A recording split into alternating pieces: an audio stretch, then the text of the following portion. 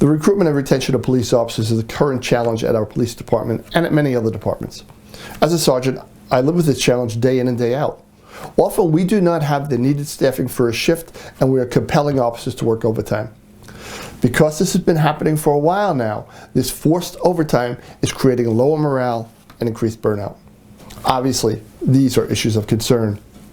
I'll break down my recruitment and retention recommendations into two major areas: those that will be within my direct control as a lieutenant and those outside of my control.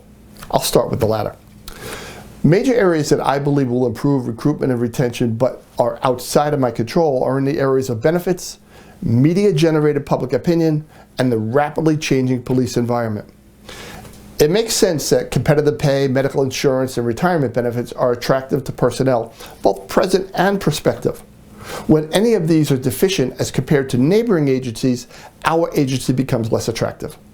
And while I put media-generated public opinion and the rapidly changing police environment into areas outside of my control, I also recognize there are things that I have been doing as a sergeant and will continue to do as a lieutenant to have a positive impact in those areas.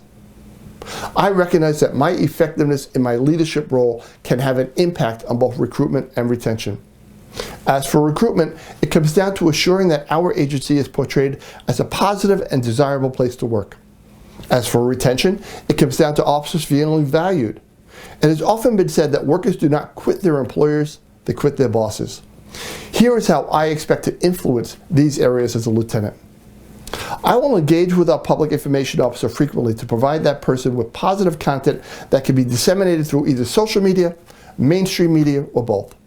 Certainly, social media gives us the opportunity to send unfiltered messages to the public and our personnel that highlights the good work being done and to put us in a positive light. To the extent that we can be seen positively in the mainstream media as well, that becomes a bonus for us as a department. This can have our department seen by those who are considering a police career as the most desirable agency to work for. I will also reinforce to my personnel, officers, sergeants, and civilians, that external conversations both on and off duty that show pride in our agency can have a positive impact on public opinion. This is something that I've been committed to for years. It's something that I will continue to model as a lieutenant. It essentially turns every member of our department into a recruiter rather than just relying on a few to attract the masses. With regards to retention, I'll be a good leader.